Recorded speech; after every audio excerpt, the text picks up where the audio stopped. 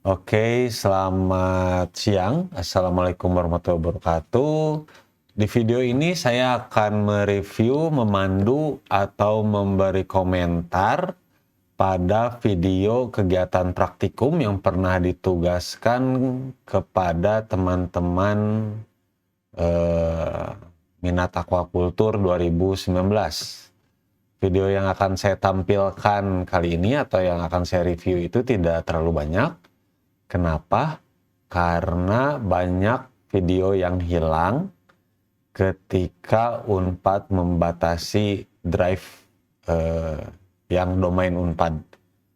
Jadi kan disimpannya di situ, terus ketika dibatasi kapasitasnya, jadi videonya pada hilang. Oke, kita mulai dengan video reaction yang pertama dari kelompok 1 ini ya. Skip aja, kita play dulu. Ini pembuatan silase ikan ya, mulai dari alat dan bahan. Kita lihat alat bahan untuk membuat silase apa saja. Kita pause dulu sebentar. Ada nyiruan ya, nampan besar nyiruan, ada telenan, ada pisau, ada apa namanya ini, piring plastik, ada timbangan, ada juga spatula ini ya, terus ada toples plastik, terus juga ada plastik wrap. Ini sebenarnya alat-alat yang digunakan itu alat-alat yang sederhana, jadi teman-teman juga sebenarnya bisa bikin di rumah ya. Kita lanjut.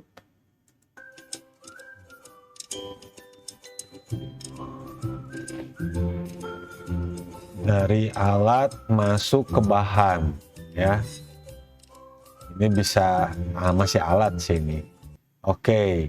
Di sini ada sarung tangan karet, ya, sarung tangan latex, ada gelas ukur, ada asam formiat, ada NaOH, ada pipet tetes, ada mesin pelumat, ada oven pengering, ada juga dish milk, mesin penepung yang sebelah sini nih. Nah ini ya, dish milk. Ini biar tangan teman-teman tidak terlalu bau ketika melumatkan ikan, menghancurkan ya. Dihancurkannya bisa menggunakan mesin pelumat, bisa juga dicacah dengan menggunakan pisau. Ini gelas ukur untuk mengukur dosis asam formiatnya, sama untuk NaOH-nya. Terus ini pengeringnya, terus ini penepungnya. Jadi setelah kering ditepungin. Silase ini dibuat tidak dengan menggunakan probiotik. Jadi pembuatan silase itu kita menurunkan pH-nya. pH-nya kita turunin sampai 4 lah, 4 sampai 3. Dengan menggunakan asam formiat. Jadi kita pakai bahan kimia untuk menurunkan pH-nya ya, untuk proses fermentasinya. Nanti untuk menormalkan kembali pH-nya kita pakai NaOH. Baru setelahnya dikeringkan, terus didismiak, ditepungkan. Ini biasanya waktunya kurang lebih sekitar 1 minggu untuk proses pembuatan silasenya. Kita lanjut videonya. Oke, ini bahannya ya, ikan rucah. Dimundurin dulu sebentar. Ikan rucah, ini ada mulase, ini ada probiotik, ini ada kertas lakmus. Jadi untuk kegiatannya kita akan membandingkan antara yang bahan kimia tadi dengan juga bahan probiotik ya, bahan probiotik. Jadi kita perlu untuk pakai mulase dan juga probiotik. Nanti ya untuk proses fermentasi sebenarnya tidak hanya pembuatan silase, ada juga nanti fermentasi dedak ya. Ini kertas lakmus untuk mengukur pH-nya. Lanjut videonya, prosedur kerja. Ya, pertama ikan direbus, dikukus, direndam menggunakan air garam. Betul, ini tujuannya untuk kurang lebih untuk sterilisasi bahan, sterilisasi ikan ya, untuk meminimalisir mikroba jahat yang tumbuh ketika proses fermentasi. Jadi makanya direbus, dikukus atau dikukus tapi pakai air garam. Oke, dileop oke boleh sih sebenarnya, tapi yang paling bagus mah direbus atau dikukus. Nah, setelahnya ikan ditimbang sesuai dengan kebutuhan, lalu dilumatkan. Kalau pada video di sini teman-teman melumatkannya dengan menggunakan pisau. Nanti bisa juga pakai apa namanya, yang muter-muter itu, sama kayak untuk mesin pelleting, grinder, meat grinder. Terus selanjutnya ikan ruca ditimbang dan dipotong-potong secara halus, lalu digiling hingga halus ya. Jadi potong dan potong-potong digiling sampai terlihat seperti pada video yang di atas saya ini ya, sampai terlihat seperti bubur. Hasil penggilingan dimasukkan ke dalam toples. Proses pembuatan dapat menggunakan kimia atau mikroba ya, yang tadi probiotik, atau juga pakai bahan asam tadi ya, sampai kayak gini bentuknya, sampai kayak bubur. Terus dimasukin ke toples ya. Dengan sintesis kimia, setelah dimasukkan ke dalam toples, lalu tambahkan asam formiat 3% dan aduk hingga merata. Setelah itu tutup rapat menggunakan plastik wrap ya. Jadi dikasih asam formiat, sudah dikasih asam formiat, ditutup pakai plastik wrap. Untuk yang mikroba, setelah dimasukkan ke dalam toples, lalu tambahkan probiotiknya sebanyak 15%, molasenya 5%, aduk hingga merata. Setelah itu tutup rapat menggunakan plastik wrap. Sama, aduk hingga merata, terus tutup pakai plastik wrap, mahan nyebut nasi. Oke. Lakukan pengadukan setiap hari selama 5-7 hari. Diaduknya tidak harus dibuka, jadi cukup digoyang-goyang toplesnya biar teraduk. Nanti setelah hari ke-7 ya, setelah selesai bisa ditambahkan NaOH sebanyak 0,25%. Yang penting sampai pH-nya 7. Kalau misalkan segini nggak sampai 7 pH-nya, tambahin lagi aja sampai pH-nya 7. Ya, ini kegiatannya berlangsung di Ciparanjay kebetulan karena praktikannya juga jumlahnya sedikit, tidak banyak. Lalu dilakukan pengeringan dengan menggunakan oven. Lalu dilakukan penggilingan dengan menggunakan dish milk. Ya, dan diukur karakteristiknya. Jadi nanti yang teman-teman amati itu karakteristiknya mulai dari karakteristik serasinya ya, penampakan, bau dan lain sebagainya, sampai karakteristik kering dan tepungnya. Jadi nanti teman-teman punya tepung silase, ini nilainya mungkin bisa disebut lebih baik daripada tepung ikan ya. Ini punya nilai nutrisi yang bagus. Oke.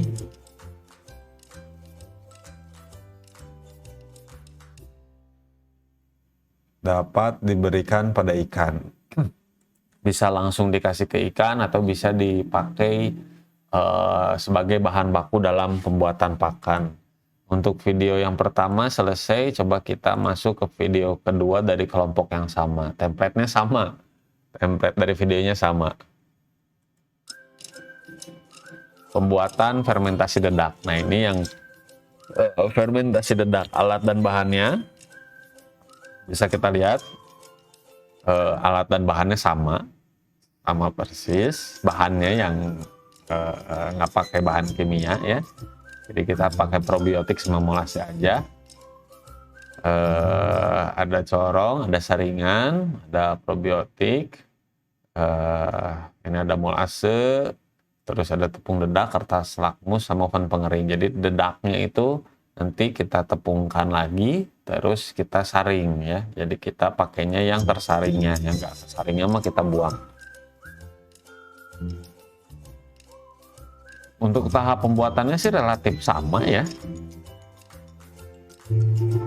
Tepung dedak diayak pada nyeru dan disaring menggunakan saringan ya. Disaring dulu sebelumnya. Nanti dedak yang kita pakai itu dedak yang sudah diuap, yang sudah disterilisasi ya, diuap, disepan, dikukus,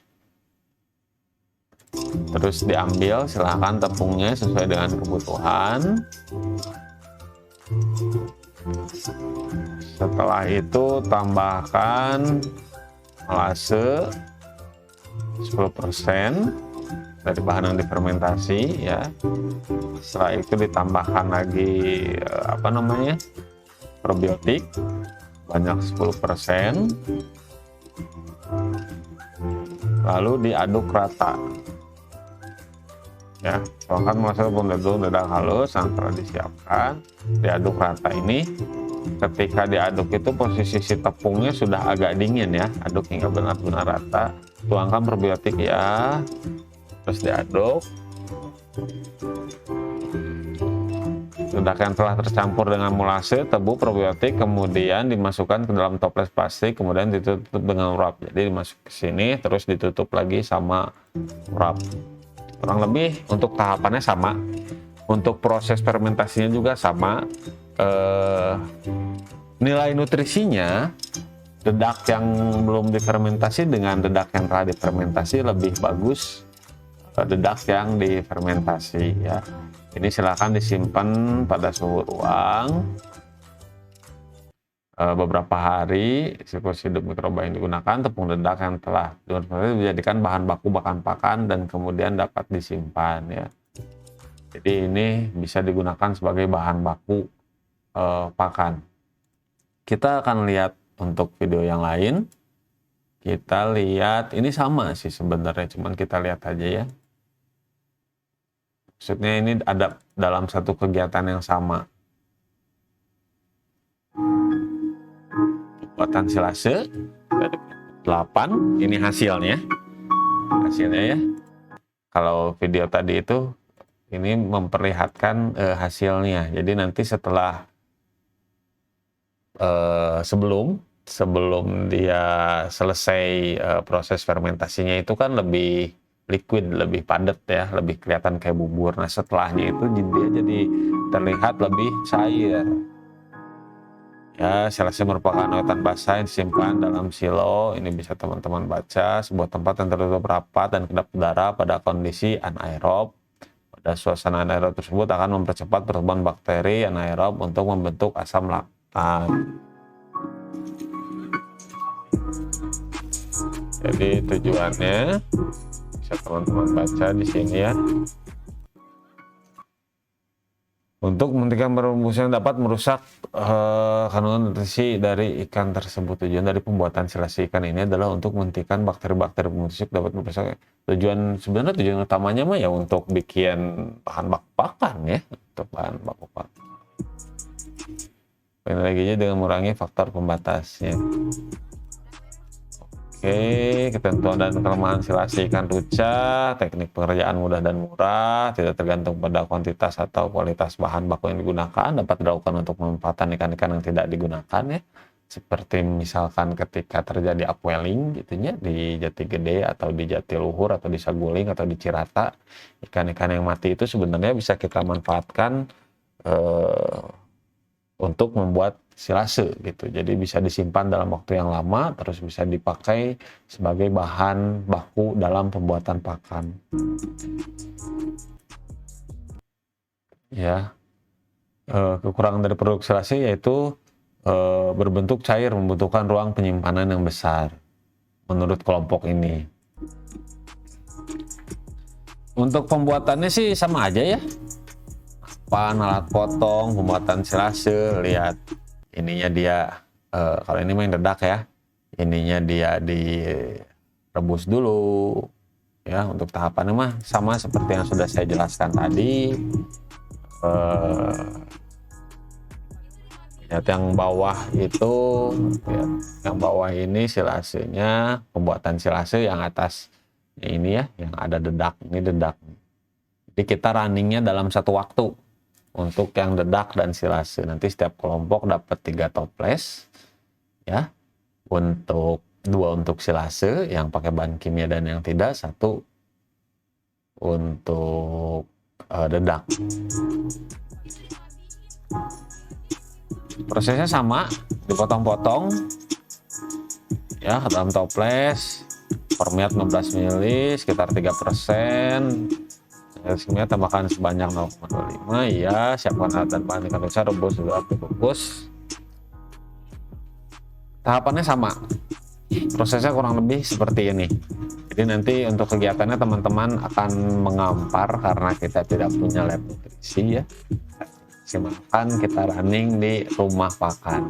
Nah kalau kita running di gedung 2 di lab gitu numpang menimbulkan bau-bau yang kurang sedap. Jadi nanti kasihan untuk kegiatan praktikum lainnya.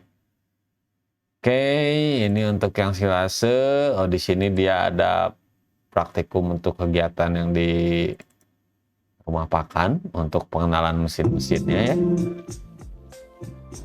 Waktu itu kegiatan praktikumnya kita merunning, kita menjalankan, kita mengenali mesin-mesinnya, fungsi-fungsinya dan bagian-bagiannya.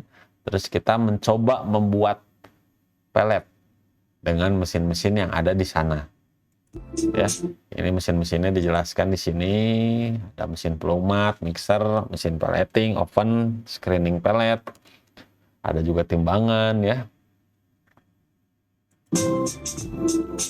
Oke.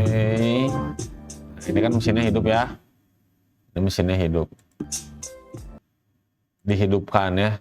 Emang agak berat untuk menghidupkannya, jadi nggak otomatis kita pencet nyala. Jadi ini mesinnya mesin diesel, jadi harus di-engkel.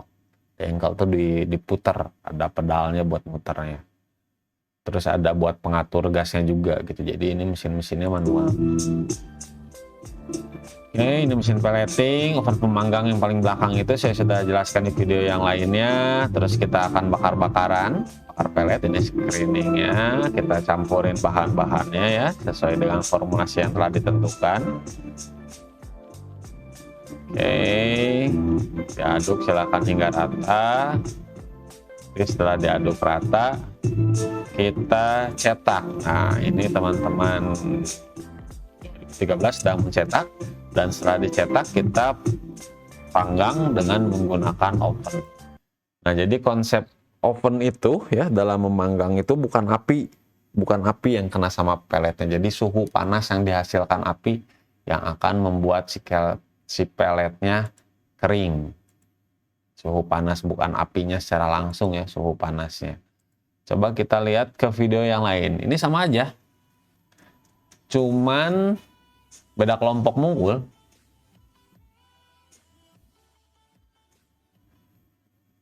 Untuk tahapannya mah sama aja. Oh, ini pengeringan. Penanganan bahan untuk meningkatkan mutu, memperpanjang masa simpan bahan pangan, ya, alat dan bahan. Oh, ini judulnya tidak sesuai dengan video yang ada di dalamnya. Ini pembuatan silase yang tadi ya. Baru silakan, tapi di dalamnya ada bahan-bahan untuk kegiatan pengeringan. Harusnya mah nggak begini. Oke. Langkah kerjanya coba kita lihat. Langkah kerja pengeringan atau pembuatan silase. Langkah kerjanya, langkah kerja pengeringan.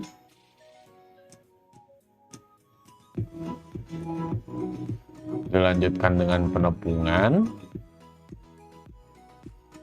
Ya, proses sudah mengecilkan ukuran bahan, menghaluskan bahan hingga menjadi bubuk. Oke, alat dan bahan.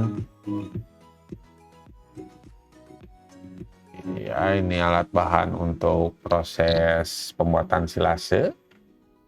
Jadi ini ada kebingungan pada video ini, apakah ini video mengenai pengeringan dan penepungan atau video dalam pembuatan silase. Untuk mendapatkan partikel ini, langkah kerjanya mah soal pengeringan dan penepungan ya. Terus ada pembuatan silase, oh mungkin digabung. Mungkin digabung cuma susunannya tidak rapi. Mengawetkan bahan, coba kita lihat pengawetkan silase, tujuannya membuat silase mengawetkan serta mengurangi kehilangan nutrien. Saya kurang ngerti maksudnya mengurangi kehilangan nutrien itu seperti apa. Alat dan bahan. Ini alat dan bahan yang digunakan silase juga untuk penepungannya. Ya, ini saya rasa cukup untuk video yang ini karena kurang baik ditampilkan. Kita lanjut ke video yang lainnya.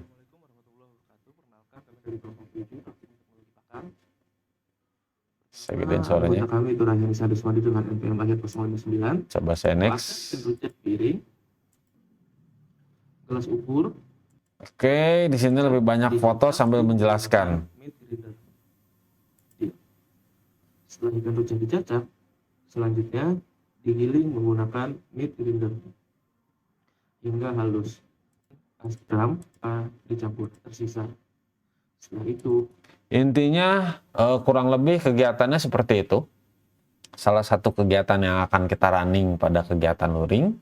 Nanti kita ketemu untuk kegiatan luringnya minggu depan di jam praktikum yang sudah dirilis oleh SBA ya. Yang ada jam praktikum yang sudah ditetapkan di jam segitu, mudah-mudahan tidak hujan, karena kalau hujan aksesnya jadi sulit ya. Untuk ke Ciparanjainya jadi agak sulit aksesnya. Nanti untuk kegiatan selanjutnya itu ada sesi tanya jawab, diskusi kelas dengan saya, terus nanti juga ada FGD dengan teman-teman asistennya, terus nanti juga ada kuis ya. Untuk 3 jadwal itu silakan diobrolkan dengan PJ kelasnya, kira-kira kapan bisa terunningnya ya, yang jelas sebelum kegiatan luring dimulai. Jadi misalkan mau besok boleh, mau Jumat boleh, mau Senin boleh, mau Selasa boleh. Oke, saya rasa cukup untuk video review hari ini. Mohon maaf karena video ini ditampilkan tidak terlalu banyak ya. Saya tutup. Wabillahi taufiq wal hidayah. Wassalamualaikum warahmatullahi wabarakatuh.